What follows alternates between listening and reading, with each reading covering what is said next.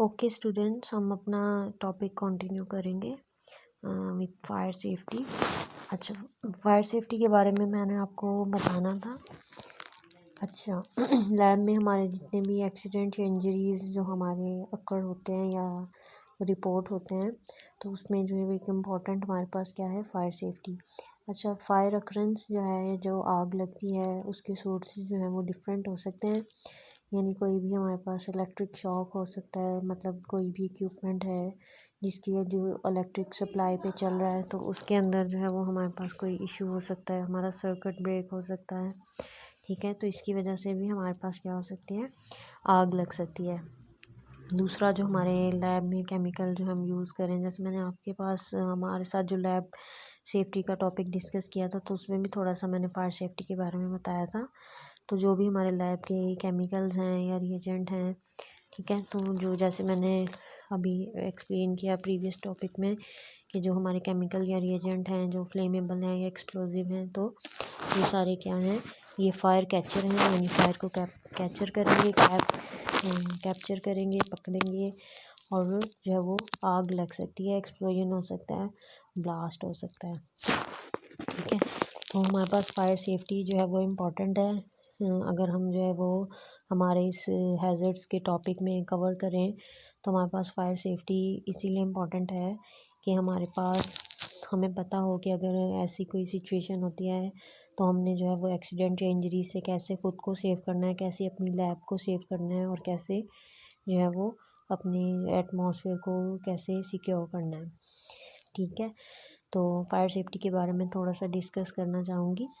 Significant fire risk exists in small district laboratory due to the frequent use of the matches and open flame in the close proximity to high flammable chemical and reagents such as acetone, diethyl ether, methanol and many more.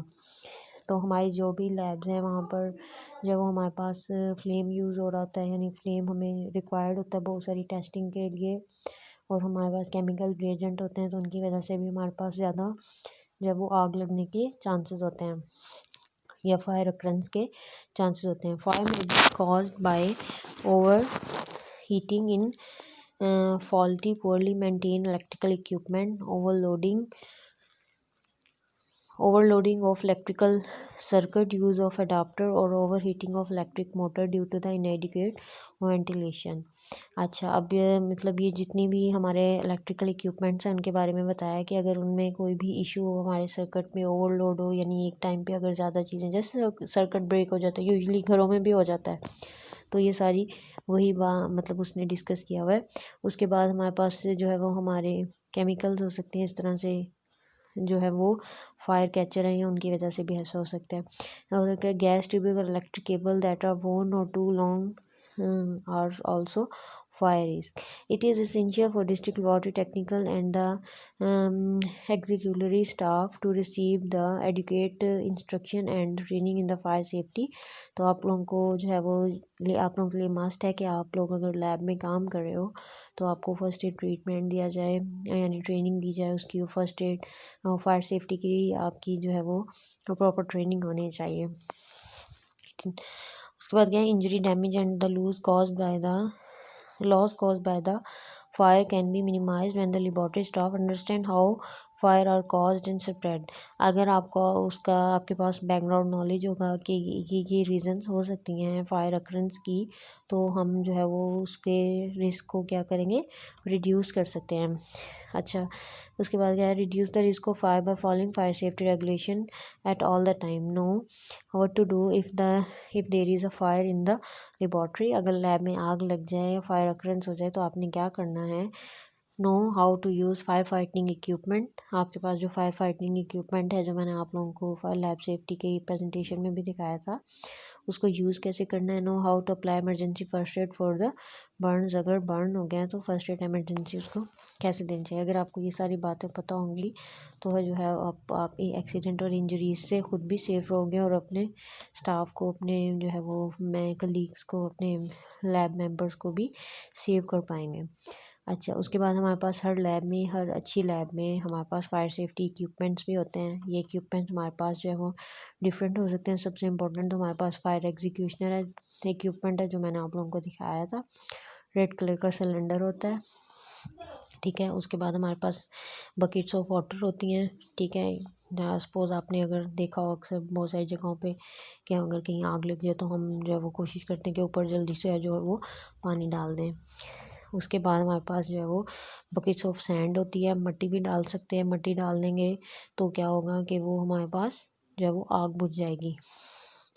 उसके बाद हमारे पास क्या है, fire blankets. Fire blankets वो बहुत सारे labs में available होते हैं।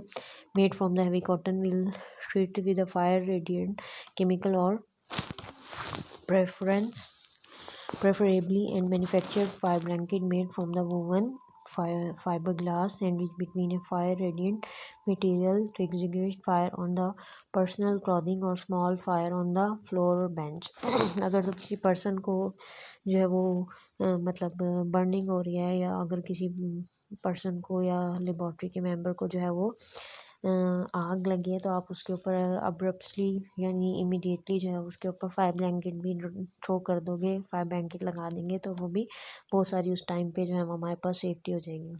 उसके बाद कह रहा है कि dry powder chemical fire extinguisher to extinguish electrical fire and the fires caused by the flammable liquid. अगर कोई फ्लेमेबल लिक्विड है, जैसे हमने अभी डिस्कस किया था कि हमारे पास फ्लेमेबल जो है वो केमिकल्स हैं, एक्सप्लोजिव केमिकल्स हैं, तो अगर कोई इस तरह का हो गया तो हमारे पास ड्राई पाउडर केमिकल्स भी अवेलेबल होते हैं जो हम उस टाइम पे यूज़ कर सकते हैं। Whenever possible the laboratory should be fitted with the battery operated smoke detector alarm.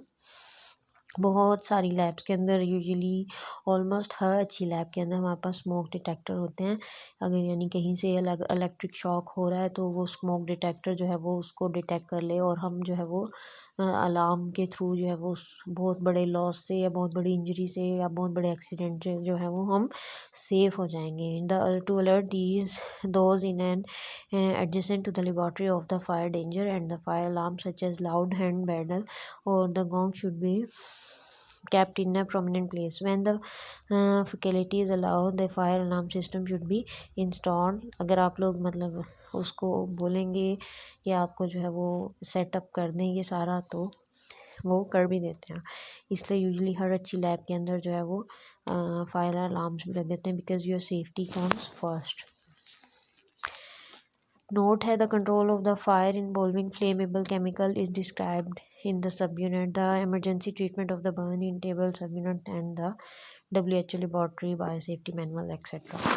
अच्छा, अब जहाँ पर हमने केमिकल हैज़र्ड और रिएजेंट हैज़र्ड के बारे में बात की, हमने अपने लास्ट टॉपिक में जो हमारा लैब सेफ्टी का था उसमें हमने ग्लासवेयर हैज़र्ड के बारे में बात की, बहुत थॉरली बात की थी, उसको डीपली जो है वो एक्सप्लेन किया था मैंने। तो जो हमने लैब के अंदर हमारे एक्सीडेंट या इमरजेंसीज़ होती हैं, हमने उसके बारे में डिस्कस किया। यहाँ पर एक इम्पॉर्टेंट टॉपिक हमारा है फर्स्ट एड इमरजेंसी। अगर आपको ग्लासवेयर इंजरी हुई है, केमिकल इंजरी हुई है, इलेक्ट्रिकल इंजरी हुई है, ये सारे हमारे क्या हैं, लैब हैज़र्ड्स हैं। आपने अगर इनको अच्छे से मतलब समझ लिया तो आप ख़ुद को भी सेव कर पाओगे और अपने लैब को और लैब मेंबर्स को भी। तो अगर ऐसा कुछ हो जाए तो हमने फिर उसको फर्स्ट एड इमरजेंसी कैसे देनी है, इसलिए ये हम थोड़ा सा इसके बारे में भी बात करेंगे। अच्छा, यूजुअली होता क्या है, होता ये है कि फ़र्स्ट एड इमरजेंसी देना क्यों ज़रूरी है, बिकॉज़ अगर कोई भी हमारे पास कोई कट लग गया है, कोई बर्निंग हो गया है स्मॉल लेवल पे जो अंडर कंट्रोलेबल है by the staff member by yourself, वो आप करेंगे, ना कि आप मतलब डॉक्टर तो नहीं है आप डॉक्टर बन के उसको जो है वो, ना ही आपके पास हॉस्पिटल है, ना ही आपके पास जो है वो फुल मेडिकल जो है वो फैसिलिटीज़ हैं। तो जो भी आपके पास फर्स्ट एड बॉक्स यूजुअली हर लैब के अंदर अवेलेबल होता है, तो आपने कोशिश करनी है कि आपने जो है वो उसको फ़र्स्ट एड जो है वो ट्रीटमेंट प्रोवाइड कर दें, ताकि जो है वो हॉस्पिटल लेकर जाने तक या मेडिकल इमरजेंसी आने तक जो है वो इंजरी जो भी हुई है या जो भी एक्सीडेंट हुआ है, एटलीस्ट हमने मैक्सिमम ट्राई करनी है कि इंजर्ड या एक्सीडेंटल जो हमारे पास पर्सन है उसकी उसके सर्वाइवल की, यानी हमने कोशिश करनी है कि वो सर्वाइव करे। और जो है हम इसलिए उसको फ़र्स्ट एड इमरजेंसी जो है वो प्रोवाइड करना चाहते हैं। और मैं चाहूँगी कि इन कमिंग डेज़ या आप लोगों का जब भी मतलब दोबारा यूनिवर्सिटी आप लोगों की ओपन हो, तो मैं चाहूँगी कि आप लोगों की फ़र्स्ट एड इमरजेंसी की जो है वो ट्रेनिंग हो, आपको सिखाया जाए। अगर अब नहीं तो कमिंग सेमेस्टर में आपको, बिकॉज़ आप लोग मेडिकल स्टूडेंट्स हो, तो आप लोगों को जो है वो ये नॉलेज लाजमी होना चाहिए कि आपने फ़र्स्ट एड इमरजेंसी जो है वो इमरजेंसी फ़र्स्ट एड कैसे देनी है। तो हम इसके बारे में थोड़ा सा डिस्कस करेंगे, क्योंकि लैब में हमारे एक्सीडेंट और इमरजेंसीज़ या हमारी कोई भी इंजरीज़ जो हैं वो लाजमी और हर सिचुएशन में जो है वो क्रिएट हो सकती हैं। इसलिए हमारे लिए इसका नॉलेज होना जो है वो बहुत इम्पोर्टेंट है। ठीक है। इमरजेंसी फर्स्ट एड में वो कह रहा है कि knowing what to do immediately an accident occur can help reduce the suffering and the consequences of the serious accident. अगर आप जो है वो उसको first aid emergency first aid provide करेंगे तो हो सकता है ये वो सीरियस कॉन्सिक्वेंसेज यानी उसका बहुत ज़्यादा नुकसान ना हो, तो आप वो स्मॉल लेवल पे ही क्या करें, रिकवर कर जाए। सपोज़ यहाँ इस पे हम इसकी एग्जांपल ऐसे ले सकते हैं, सपोज़ किसी को कट लगा है और ब्लीडिंग होने लग गई है, तो इससे पहले कि वो ब्लीडिंग जो है वो बढ़ती जाए, तो आप उसको फर्स्ट एड जो है वो प्रोवाइड करो, ना कि आप लोग वेट करो कि इमरजेंसी जो है वो आए और या डॉक्टर आए या हॉस्पिटल लेकर जाए। तो हो सकता है कि इस दौरान में उसकी ब्लीडिंग बहुत ज़्यादा और जो है वो उसकी जो है वो लाइफ डेंजर में चली जाए। तो मेन हमारा यही पर्पज़ है। और इमरजेंसी फ़र्स्ट एड का मतलब भी यही होता है कि आप जो है वो इन हैंड आपके पास जो ट्रीटमेंट है आप उसको जो है वो प्रोवाइड करें। In some situations, first aid can be life-saving. Example, by the execution of or the control of the bleeding. It can also prevent an injured person condition from worsening. Example given by protecting and treating wounds, placing a person in the best position and offering reassurance and seeking immediate assistance. अच्छा, आपने जो है वो अपनी situation को या emergency situation अभी injury है या एक्सीडेंट है उसको जो है वो वर्स होने से, उसको शदीद होने से बचाना है, इसलिए हम उसको क्या करेंगे, इमरजेंसी फ़र्स्ट एड प्रोवाइड करेंगे ताकि उसकी जो है वो कंडीशन ज़्यादा बुरी ना हो जाए कि आप वेट करते रहो यार एम्बुलेंस आएगी तो इसको ले जाएगी, तो आपने ऐसा नहीं करना। Training of first aid, all laboratory worker should receive a practical training. आपको मैंने जैसे भी बताया कि मैं ये चाहूँगी कि आप लोगों को भी फ़र्स्ट एड की ट्रेनिंग दी जाए। तो यहाँ पे भी लिखा हुआ है, आपको एक चीज़ का पता होगा तो ही आप करोगे ना, आपको एक चीज़ का पता ही नहीं है, जस्ट पढ़ने से नहीं आता। प्रैक्टिकल जो है वो बहुत इंपॉर्टेंट होता है और ज़्यादा लर्निंग होती ही प्रैक्टिकल में है। तो यहाँ भी उसने कहा है कि आपको ट्रेनिंग दी जाए हर स्टाफ मेंबर को जो कि लैब में काम कर रहा है, आइदर वो टेक्नीशियन है, आइदर वो फिलबॉटमिस्ट है, आइदर वो टेक्नोलॉजिस्ट है, तो उन सबको जो है वो ट्रेनिंग दी जाए किसकी, इमरजेंसी फर्स्ट एड की।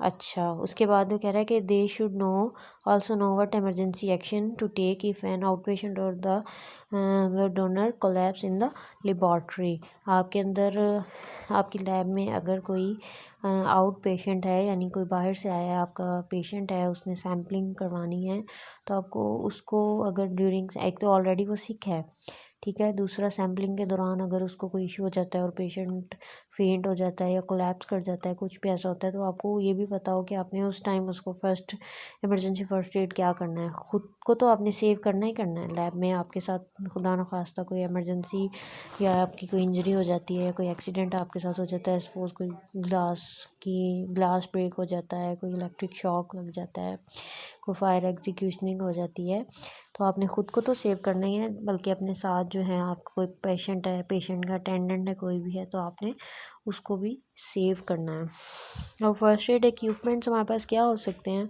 N adequately equipped first aid box and the eye wash bottle. सबसे इम्पोर्टेंट हमारे पास फर्स्ट एड बॉक्स होना चाहिए जिसमें हमारे पास कोई फर्स्ट एड जो है वो बैंडेज हो सकती है, कोई इंजेक्शन हो सकता है, पेन किलर हो सकता है, मेडिसिन हो सकती है, हमारे पास कोई भी हमारा आई वॉश हो सकता है। सपोज़ अगर कोई स्प्लैश हमारा आइज़ में चला गया है तो हमने आई वॉशर हमारे पास होना चाहिए। बर्न हो गया है तो बर्न से रेलिवेंट हमारे पास मेडिसिन होनी चाहिए, लाइक कोई ट्यूब है या जो भी। तो ये सारी चीज़ें हमें जो है वो उसके अंदर प्रोवाइड करनी होंगी। अच्छा, उसके बाद है हमारे पास कि हमारा फर्स्ट एड इक्विपमेंट यही होता है। हमारा बॉक्स होता है, रेड वाइट कलर का होता है, ऊपर रेड कलर का साइन होता है या ब्लू ग्रीन कलर का होता है, ठीक है। अच्छा, उसके बाद जो है वो हमारे पास है इमरजेंसी फर्स्ट एड और प्रोसीजर। या प्रोसीजर क्या क्या हो सकते हैं हमारे पास अगर लैब के अंदर हमारी कोई भी इंजरी या एक्सीडेंट हो जाता है। ये इंजरी या एक्सीडेंट क्या क्या हो सकते हैं, कह रहा है कट्स हो सकते हैं, नीडल स्टिक इंजरीज हो सकती हैं, ब्लीडिंग हो सकती है, रेस्क्यूशन हो सकती है, fainting, electric shock, heat burn और केमिकल बर्न, पॉइजनिंग। अब इन सब के बारे में हम थोड़ा थोड़ा डिस्कस कर लेंगे। यही टॉपिक में हमारे मेंशन है कि एक्सीडेंट या इमरजेंसीज, लैब एक्सीडेंट और इंजरीज़, और यही एक्सीडेंट हो सकते हैं और इन्हीं को ये इंजरीज़ हमारे पास हो सकती हैं।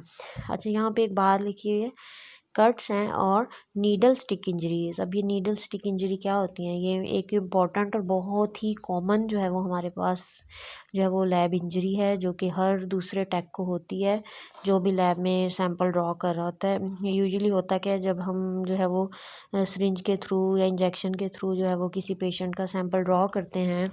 अब मैंने आपको क्लास में भी बताया था कि हमें पेशेंट का बैकग्राउंड नहीं पता होता, बिकॉज़ हम जो है वो हिस्ट्री नहीं लेते, ठीक है। बहुत कम सिचुएशन होती हैं जिसमें हमें जो है वो हिस्ट्री की ज़रूरत पड़ती है, वरना जो है वो हम बस पेशेंट आया, उसके पास स्लिप होती है कि इसका ये टेस्टिंग परफॉर्म करनी है, तो हम यूजुअली उसका सैंपल ड्रॉ कर लेते हैं, ठीक है। तो आपने जो है वो सपोज सैंपल ड्रॉ किया, आपके पास सिरिंज है, ठीक है। तो आपने जो है वो सिरिंज से सैंपल ड्रॉ किया और आपने अपने उसको रिकैप किया है, ठीक है।